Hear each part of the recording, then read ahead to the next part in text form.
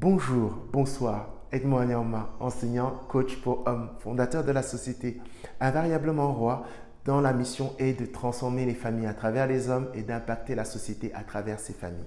Bienvenue dans cette nouvelle vidéo afin de recevoir des clés qui vont te permettre d'affronter tes conflits conjugaux et familiaux avec le sourire.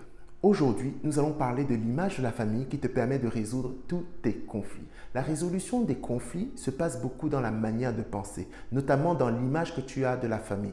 Mais malheureusement, quand on regarde la société, nous n'avons pas de famille modèle. La famille est forcément associée à un adjectif. Famille dite traditionnelle, recomposée, monoparentale. Quand on regarde les couples, nous avons les couples mariés, en union libre, homosexuels. En fait, le tissu familial est brisé et les morceaux sont éparpillés. Tu sais, tu connais l'adage qui dit « diviser pour mieux régner ». Chaque type de famille a un besoin différent, a une revendication différente. Donc, les voix sont divergentes. La famille avec un grand F n'a plus de poids dans la société. Pourtant, la gestion des conflits va te permettre à ta famille de voir son influence grandir. Donc, quel est le modèle que je peux te proposer afin de résoudre les conflits? Je vais te proposer la suivante. Famille est égale à institution. Comme une image vaut mieux que 1000 mots, je vais te présenter l'Assemblée nationale du Québec. L'Assemblée nationale du Québec est une institution. De cette image, nous allons tirer quelques informations, quelques clés pour cette vidéo. Première clé, l'institution est toujours au-dessus de toutes les personnes qui occupent l'institution.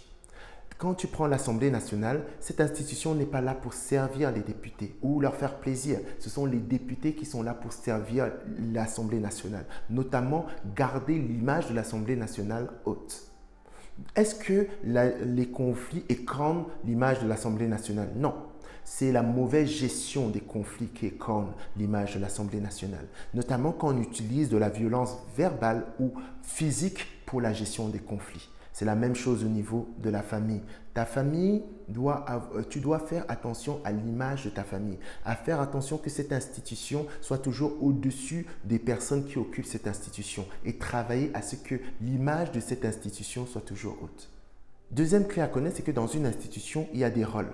Dans l'Assemblée nationale, nous avons les députés, les secrétaires généraux, les secrétaires de commission. Au niveau de la famille, c'est pareil. Nous avons les maris-pères, nous avons les femmes-mères, nous avons les enfants. Mais notre rôle n'est pas de protéger notre position. Je vais t'expliquer par une image. Ici, au Canada, nous venons d'élire notre Premier ministre. Si nous avons reconduit M. Justin Trudeau, c'est mon Premier ministre. Mais moi, personnellement, je n'ai pas voté pour Justin Trudeau. De ma position de résident permanent, je n'avais pas le droit de voter. Mais est-ce que Justin Trudeau n'est pas mon Premier ministre? Si. En fait, que tu aies voté Justin Trudeau ou non, il reste Premier ministre. Qu'est-ce que je voudrais t'expliquer par là? Dans la gestion de tes conflits conjugaux ou familiaux, tu n'as pas besoin de t'accrocher à ta position de mari ou de père. Souvent, tu vas laisser que cette position soit écornée pour le bien de tout le monde. Et encore là, ce qui prime, c'est l'image de l'institution, plus que pour toi. Si l'institution, son image reste haute, que ton image soit un peu écornée, ce n'est pas un problème. Et aussi, ce que je peux aussi rajouter, ta position de père ou de mari ne veut pas forcément dire que tu es chef de tout.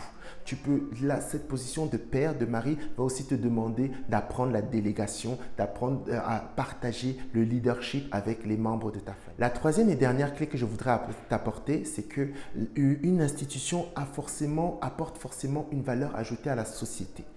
Là, au niveau de l'Assemblée nationale, on vote les lois. Donc, l'Assemblée nationale apporte de la valeur ajoutée dans le fait que tu vis dans un pays sans danger. Et donc, c'est la même chose au niveau de ta famille. Il faut travailler au niveau de ta famille afin que cette famille apporte de la valeur ajoutée à la société. Et quand je parle de valeur ajoutée, je ne parle pas forcément d'impôts. Je parle par exemple d'immobilier locatif, d'entreprises avec employés, d'associations à but non lucratif. Il faut en fait que ta famille rende à la société, apporte de la valeur ajoutée à la société. En quoi apporter de la valeur ajoutée à la société aide dans la gestion de conflits? En fait, chaque jour, au quotidien, tu auras à gérer des mini-conflits. Et donc, quand vient un grand conflit, tu auras déjà le mécanisme de gestion de conflit qui sera mis en place, tu vois. Donc, voilà. Je pouvais te donner d'autres clés, mais je pense déjà que ces trois-là t'aideront beaucoup. Répétons-nous. Famille est égale à institution. Première clé, considérer l'institution supérieure au-dessus des personnes qui occupent l'institution. Deuxième clé, ne pas protéger ses positions lors des conflits. Troisième clé, travailler à ce que ta famille soit une valeur ajoutée à la société.